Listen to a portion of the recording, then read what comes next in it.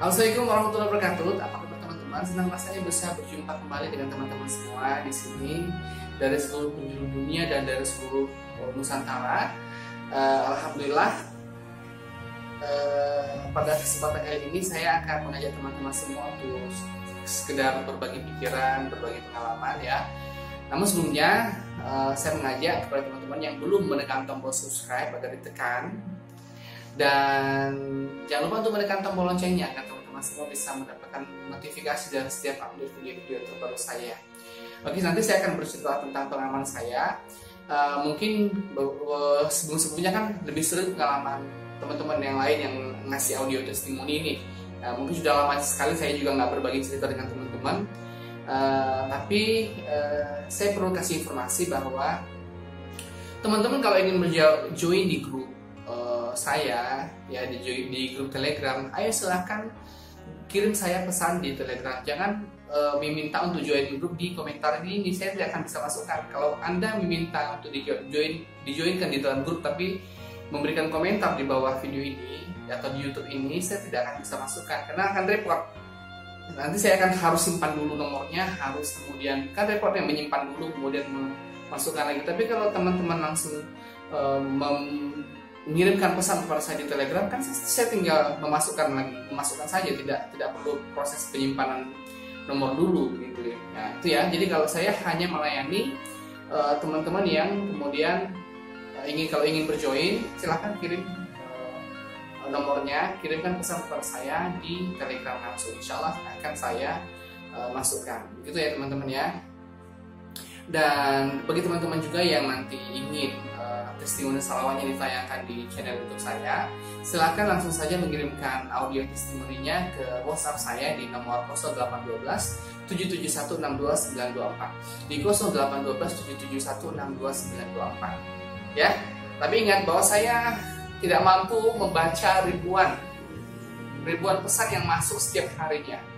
Jadi kalau teman-teman ingin bertanya, konsultasi, bimbingan, mohon maaf sekali, mohon maaf, bukan saya tidak mau jawab, bukan saya sombong, tetapi memang kondisi saya tidak bisa, saya tidak mampu, tidak punya tenaga sekuat itu harus membaca dari pagi sampai tengah malam. Ini sudah berulang-ulang kali saya umumkan dari berbulan-bulan yang lalu, tapi masih saja teman-teman pada tidak mengerti, pada masih saja mengirimkan. Jadi mohon maaf ya. Jadi harap saya diberikan harap maklum bahwa saya tidak punya kemampuan yang kuat untuk membaca SMS sebanyak itu, membaca pesan-pesan yang masuk sebanyak itu. Oke teman-teman, dan jangan lupa nanti di-share ya, di-share video ini sebanyak-banyaknya sehingga teman-teman nanti bisa ya mendapatkan keberkahan dari dakwah-dakwah yang saya lakukan. Begitu saja. Nanti kan kita ngobrol-ngobrol sebentar lagi. Tunggu setelah yang berikut ini. Oke, dulu zaman awal-awal saya baru membuat video di YouTube ini, dulunya sih saya kalau belum ada teman-teman yang mengirimkan testimoni itu belum ada. Jadi saya yang dulunya masih selalu memberikan testimoni cerita-cerita saya, kisah-kisah saya. Mungkin teman-teman yang mungkin baru mengenal channel saya itu mungkin tidak sempat atau belum masih ada yang belum pernah melihat video-video saya. Nanti akan saya bagikan video-video saya yang sudah lama-lama di bagian akhir video saya. Nanti silahkan diklik bagaimana kisah saya, misalnya ketika mendapatkan kue bolu langsung dari Allah, bagaimana kisah saya. Banyak deh, nanti saya akan bagikan deh itu ya. Nah, kali ini saya akan menceritakan dulu mungkin yang belum pernah saya kisahkan ya. Ada kisah yang ya kalau saya mengingatnya itu ada seperti lucu. Kadang-kadang saya ketawa dan kadang-kadang saya menangis bahagia, haru gitu ya. Kenapa? Karena ya seumur hidup saya mengalami pernah merasakan lapar beberapa hari tidak makan itu ketika saya di Jogja gitu. Waktu saya masih dari kecil sampai sekarang ya, itu merasakan kelaparan itu nggak pernah. Walaupun saya miskin, nggak punya apa-apa misalnya ya, tapi kondisi yang paling tersulit yang saya rasakan itu ya ketika kuliah itu gitu. Aneh ya, kalau kadang-kadang dipikir maksud sih kuliah bisa meraih gelar sarjana, tapi kok sampai segitunya nggak makan, itu gimana ceritanya? Lucu ya gitu. Jadi suatu kali pernah saya itu pernah suatu kali saya udah nggak punya apa-apa lagi, nggak punya uang sepeser pun, 0 rupiah ya, nggak punya apa-apa lagi. Bahkan saya hanya makan dan minum tuh dengan air putih saja, bahkan sudah 2 hari nggak makan itu. Tapi zaman saya itu alhamdulillah waktu itu saya sudah punya iman dan sudah istiqomah ya melaksanakan amal-amal, dan saya sudah rasa keyakinannya kepada Allah sudah terbentuk. Jadi apapun masalah saya selalu menyelesaikannya dengan berusaha dengan amal-amal agama gitu. Jadi saya walaupun saya lapar nggak makan berhari-hari, nggak seorang pun yang tahu gitu. Dan anehnya adalah saya itu ya masih punya tenaga gitu, tidak terlihat kayak lemas atau pingsan atau apa, enggak. Dan itu pun saya masih tetap bisa kuliah gitu. Di zaman itu sering banget tuh kelaparan, nggak makan, hanya minum air putih saja, tapi saya masih punya tenaga. Bahkan teman saya di kampus, di dosen-dosen saya itu nggak pernah ada yang tahu kalau saya itu sudah beberapa hari nggak makan, nggak ada yang tahu mereka itu gitu. Itu anehnya ya.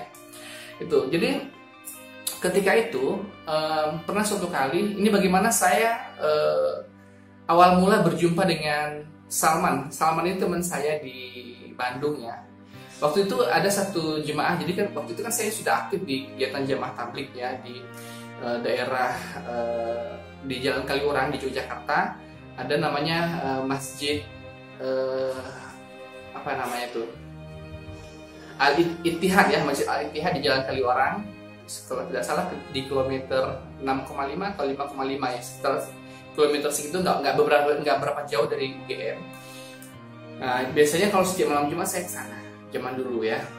Jadi waktu itu saya dengar kabar ada jemaah dari mahasiswa dari Bandung, waktu itu dari Universitas Unikom ya, Universitas Komputer ya, Unikom. Jadi beberapa jemaah dari pelajar dari universitas di Bandung, Unikom akan datang ke Yogyakarta itu sekitar 2 minggu. Jadi butuh ada beberapa orang atau mahasiswa yang menemani gitu, karena waktu itu mahasiswa sebagian sudah libur semester, jadi pada banyak yang pulang.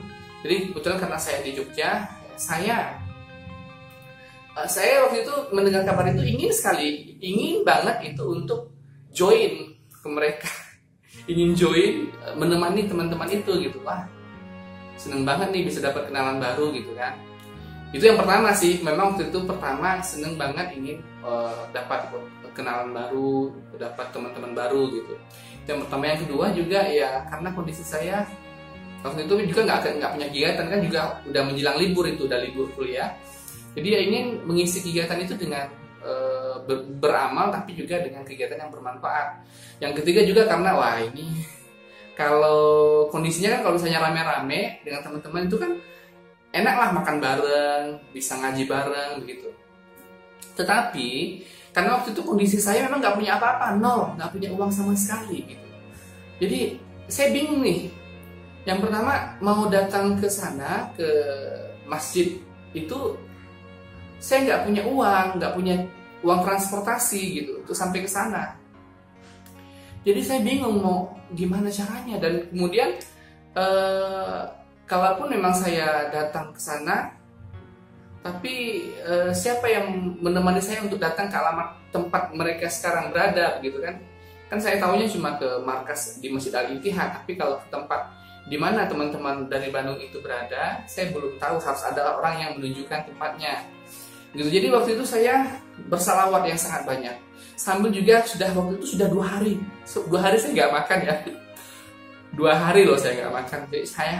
Jadi sambil saya memegang perut saya bersalawat, Allahumma sholli ala sayyidina Muhammad wa ala alihi, bersalawat. Dan kemudian ya Allah, aku ingin sekali bisa ke teman-teman dari Bandung itu ya Allah. Ya Allah, Engkau hilangkan rasa kesedihanku ini agar aku bisa berjumpa dengan teman-temanku dari Bandung, mahasiswa dari Bandung. Kemudian aku juga bisa apa ya, rasa sedihku ini sudah berapa hari nggak makan, ya Allah berikan aku rezeki yang mudah ya, jalan-jalan keluar. Jadi saya bersalawat itu sangat banyak, mungkin sudah sekitar berapa ya, 3.000, 5.000, sudah sekitar segitu saya bersalawat. Udah dari kemarin paginya juga gitu kan. Itu kemudian tiba-tiba nggak berapa lama, pas jam setengah 8 ya, setengah 8 pagi atau jam 8 gitu, ada SMS masuk ke handphone saya. Waktu itu SMS dari siapa, saya lupa nama, Mas apa namanya itu. Beritanya gini, Mas bisa datang ke markas nggak sekarang? Nanti bantu temani teman-teman dari Bandung nih. Nah, nanti mereka sekarang lagi ada di masjid ini. Saya lupa nama masjidnya, di masjid ini, nanti langsung aja ke situ ya. Saya tunggu di sana katanya. Terus saya bilang waktu itu, iya saya mau sih ke sana, cuma saya nggak punya uang nih. Saya bilang gitu. Karena kan kalau misalnya kita ikut sama teman-teman, misalnya keluar dakwah itu kan juga harus punya uang dong kan, karena satu hari biaya untuk misalnya makan kan iuran tuh, misalnya satu hari 15.000, 20.000 gitu. Biasa begitu kalau misalnya join dengan teman-teman. Jadi waktu itu ya saya bersalawat, kemudian setelah saya balas begitu, Mas bisa nggak saya nanti pinjam duitnya 30.000, insya Allah nanti kalau saya udah uang saya langsung bayar. Itu langsung oke, nggak apa-apa, nanti saya pinjamin gitu. Wah, saya seneng banget, sumringah itu. Saya sumringah, seneng banget. Langsung waktu itu saya masih ada kendaraan bermotor milik paman saya ya, gitu ya. Jadi saya langsung menggunakan pakai motor itu ke alamat tempat teman-teman itu berada. Nah, saya sampai di sana. Begitu saya sampai, saya langsung ketemu sama Mas siapa namanya tadi. Oke lah, katakanlah namanya Mas A. Saya ketemu sama Mas A yang tadi, kemudian saya bilang, Mas, mana? Saya pinjam duitnya 30.000 aja deh, nggak apa-apa. Saya bilang gitu. Udah, saya langsung dikasih duitnya. Itu saya nggak langsung saya langsung pergi. Saya permisi sebentar ya, ada yang ketinggalan tadi. Jadi saya permisi tadi, saya bilang ketinggalan. Padahal sebenarnya uang 30.000 itu saya langsung pergi cari makanan gitu, uang untuk makan gitu. Karena udah 2 hari, bayangkan 2 hari lebih nggak makan, pasti laparnya ya bisa Anda bayangkan, udah mau nggak ketahan gitu. 2 hari lebih, hampir 3 hari saya nggak makan itu. Jadi begitu saya dapat uang 30.000 itu, ya saya bisa beli makan gitu. Saya cari warung, kebetulan ada warung soto, jadi saya beli soto nasi itu, makannya dengan lahap gitu. Nah, kebetulan kalau di Yogyakarta kan makanan nggak begitu mahal ya, beda dengan di sini di Batam. Kalau di Batam misalnya ya, di sini kalau harga misalnya beli nasi ayam penyet itu harganya sekitar 15 sampai 20.000 per porsinya. Kalau di Yogyakarta di zaman itu masih dapat satu porsi itu ayam penyet 8.000 atau 9.000. Selisih harganya kan jauh sekali. Jadi uang 30.000 itu masih bisa lah untuk makan sangat kenyang, makan dengan puas, gitu, makan yang enak, itu masih bisa dan masih cukup. Nah, waktu itu di zaman itu kan saya sering bersedekah itu. Jadi kalau saya punya uang, nah di zaman saya kuliah dulu kan saya pernah punya uang misalnya 200. Jadi saya sedekahin misalnya 150.000, jadi buat saya 50.000 gitu. Jadi itu sudah waktu saya menemani teman-teman dari Bandung itu kan ada waktu sekitar 1,5 minggu atau 2 minggu ya, seminggu atau 10 hari ya, saya sudah lupa. Pokoknya sekitar seminggu lebih lah gitu waktunya. Jadi waktu itu kan sudah mulai mendaftar untuk untuk pengajuan KRS, kartu rencana studi untuk semester yang berikutnya. Nah, untuk mengisi KRS ini kan harus bayar uang muka dulu dong, uang semester dulu, minimal 10% dari total biaya kuliah kan begitu. Nah, saya itu jangankan untuk bayar kuliah, untuk biaya makan aja nggak punya gitu. Dan di waktu itu beasiswa, saya sudah punya beasiswa sih, cuma waktu itu belum turun.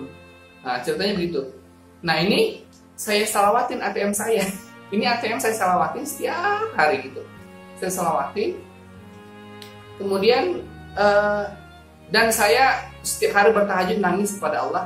Saya bersalawat ATM itu ya, itu tiap hari 2.000, 3.000, 5.000 gitu. Tiap hari saya selalu berdoa, ya Allah, engkau mudahkan aku bisa mendapatkan uang agar aku bisa melanjutkan kuliah ini dengan mudah ya Allah, mudahkan rezeki. Teman-teman kalau usahanya suaranya agak ribut, maklum ya, ini kan lagi hujan ya di situ di luar. Oke, saya lanjutkan ya. Jadi ada satu orang yang mungkin dulu saya pernah cerita, nanti silakan dilihat ceritanya nanti videonya akan saya kasih ya di atas ini.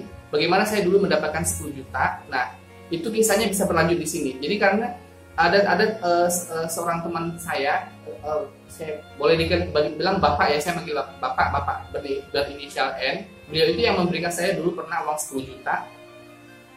Nah, saya SMS beliau, Pak, saya ini kekurangan uang kuliah, mau bayar uang kuliah nggak cukup gini-gini. Saya bilang, bagaimana Pak, bisa nggak bantu saya?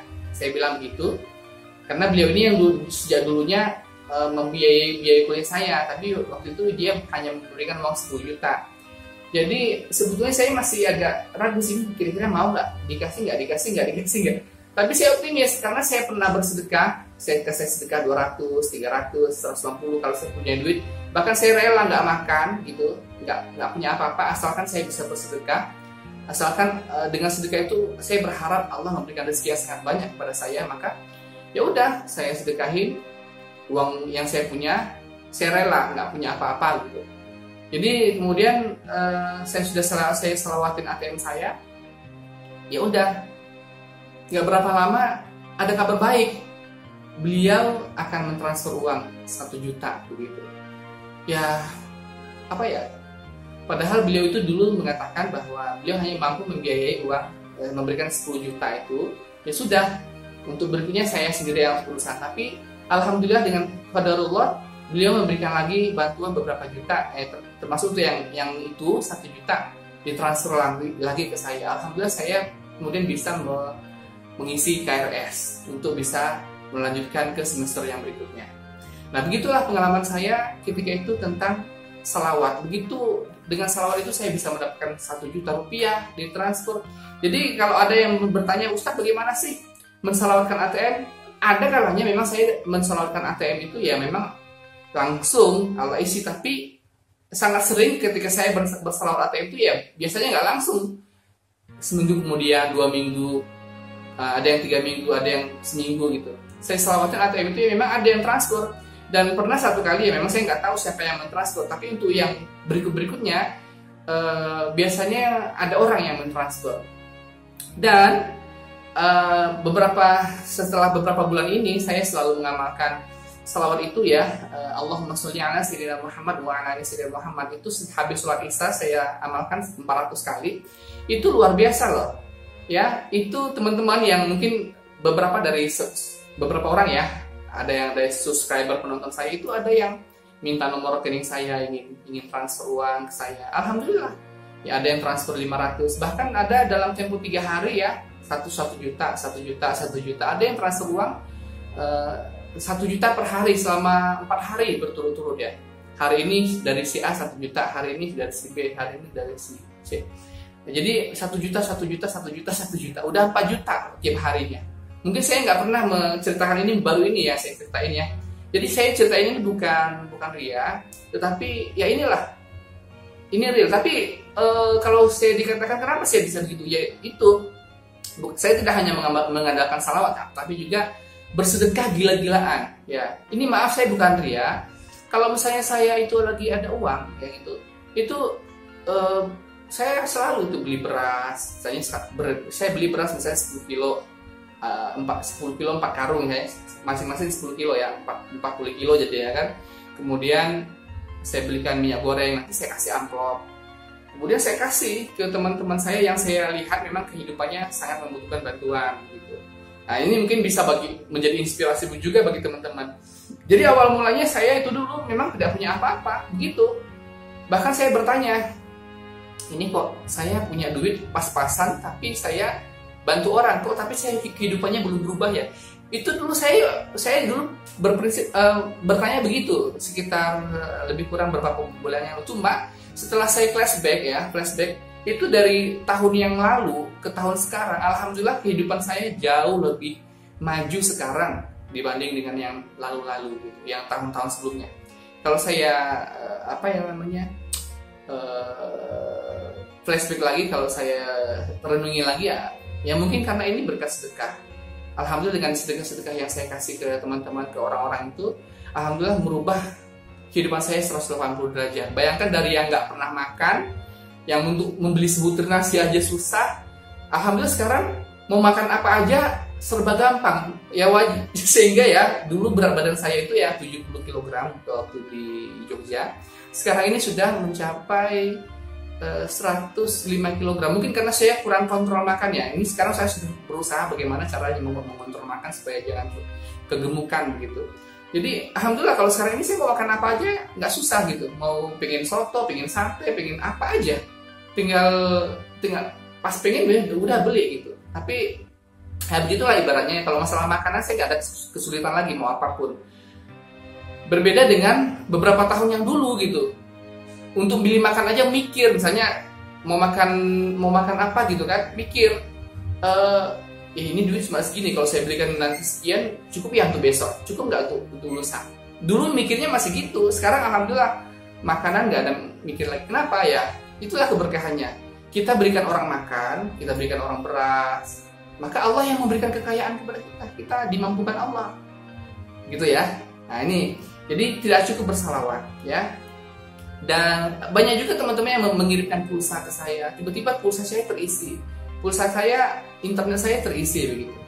Nah itu teman-teman ya. Jadi kalau ada yang bertanya, Pak Ustadz pakai salawat apa? Saya pakai salawat lebih sering pakai salawat Jibril Sallallahu Alaihi Muhammad. Tapi juga diselang-seling kadang-kadang Allahumma sholli ala sayyidina Muhammad wa ala ali sayyidina Muhammad. Kadang-kadang salawat munjiah. Tapi yang paling sering sih salawat Jibril Sallallahu Alaihi Muhammad ya. Begitu ya teman-teman. Jadi saya kasih tips, rajin bersedekah, rajin bersalawat, sholat dijaga di awal waktu, ke masjid bagi yang laki-laki, yang perempuan di awal waktu di rumah. Begitu saja, semoga kisah ini bisa menginspirasi teman-teman semua. Dan jangan lupa di-share sebanyak-banyaknya video ini sebanyak-banyaknya.